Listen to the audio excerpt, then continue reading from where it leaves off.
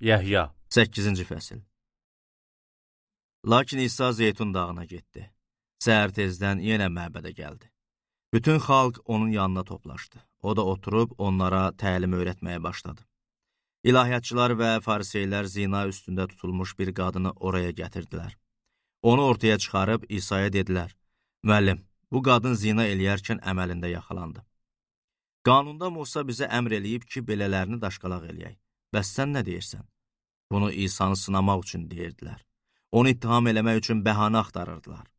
Amma İsa əyilib barmağı ilə yerə yazı yazmağa başladı. Ondan təkrar soruşduqları zaman dikəlib onlara dedi: "Sizdən kim günahsızdırsa qadına birinci daş atsın."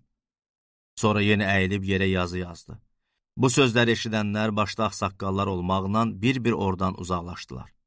İsa'nı tək qoydular. Qadın da ortada idi. İsa dikəlib ona dedi: "Qadın, onlar hara getdilər? Bəs heç kim səni məhkum eləmədi?"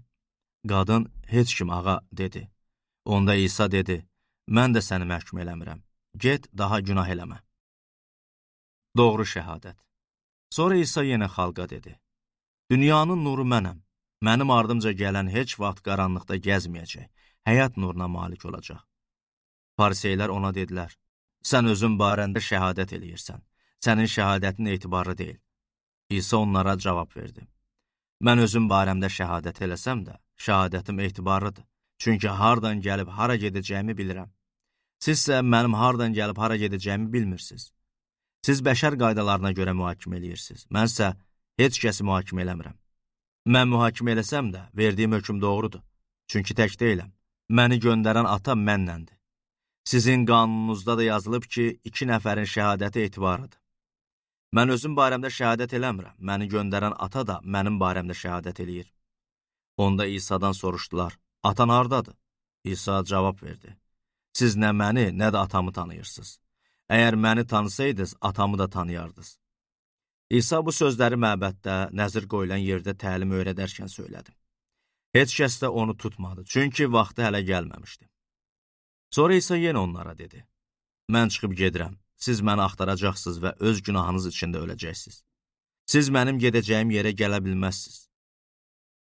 Onda yəhudilər dedilər: "Məyər o özünü öldürəcək ki, siz mənim gedəcəyim yerə gələ bilməzsiniz deyir?"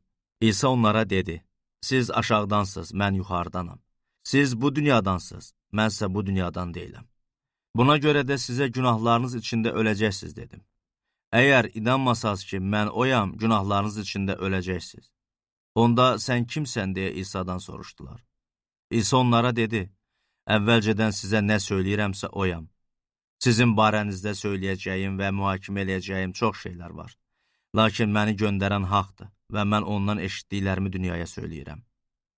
İsa'nın onlara ata barədə danışdığını anlamadılar. Onda İsa dedi: "Bəşər oğlunu yuxarı qaldırdığınız vaxt biləcəksiniz ki, mən oyam və özümdən bir şey eləmirəm. Amma ata mənə necə öyrədibsə, o cür danışıram. Məni göndərən mənləndir. O məni tək qoymadı, çünki mən daim onun xoşuna gələnləri eləyirəm." İsa bu sözləri söylədiyi zaman bir çox adam ona iman elədi. İbrahim övladları və İblis övladları. O zaman İsa ona inanmış yəhudilərə dedi: "Əgər siz mənim sözümə sadiq qalsaz, həqiqətən mənim şagirdlərimsiz. Onda siz həqiqəti biləcəksiniz və həqiqət sizi azad eləyəcək." Yəhudilər İsa'ya cavab verdilər: "Biz İbrahimin nəslindənik. Heç kəsə heç vaxt kölə olmamışıq. Bəs sən niyə azad olacaqsınız deyirsən?" İsa onlara dedi: Doğrusunu sizə deyirəm. Günah eləyən hər kəs günahın köləsidir. Kölə evdə daim qalmaz, oğulsa daim qalar. Buna görə də əgər oğul sizi azad eləsə, həqiqətən də azad olacaqsınız. İbrahimin nəslindən olduğunuzu bilirəm. Amma bundan belə məni öldürməyə çalışırsınız. Çünki mənim sözüm sizin ürəyinizdə yer tapmır. Mən atanın yanında gördüklərimi söyləyirəm. Sizsə öz atanızdan eşitdiklərinizi yerinə yetirirsiniz. Onlar İsa'nın cavabında bizim atamız İbrahimdir dedilər. İsa onlara dedi: "İbrahimin övladları olsaydınız, İbrahimin elədiyi əməlləri eləyərdiniz. Sizsə indi məni, Allahdan eşitdiyi həqiqəti sizə söyləyən adamı öldürməyə çalışırsınız. İbrahim belə eləmədi. Siz öz atanızın əməllərini eləyirsiniz." Ona dedilər: "Biz zinadan doğulmamışıq. Bizim bir atamız var, o da Allahdır." İsa onlara dedi, əgər Allah sizin atanız olsaydı, məni sevərdiniz.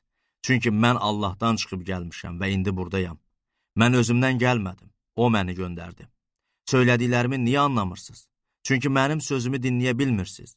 Siz atanız iblisdənsiz və atanızın arzularını yerinə yetirmək istəyirsiniz. O, başlanğıcdan qatil idi və həqiqətə sadiq qalmadı. Çünki onda həqiqət yoxdur. Yalan söyləyəndə öz xasiyyətinə görə söyləyir. Çünki yalancıdır və yalanın atasıdır. Mən həqiqəti söylədiyim üçün siz mənə inanmırsınız. Sizdən kim sübut eləyər ki, mən bir günah eləmişəm? Mən həqiqəti söyləyirəmsə, niyə mənə inanmırsınız? Allahdan olan şəxs Allahın sözlərini dinləyər. Siz isə dinləmirsiniz. Çünki Allahdan deyilsiniz. İsa'nın izzəti. Yəhudilər cavabında ona dedilər, sən Samariyalısan və səndə cin var. Məyər doğru demirikmi? İsa cavab verdi, məndə cin yoxdur.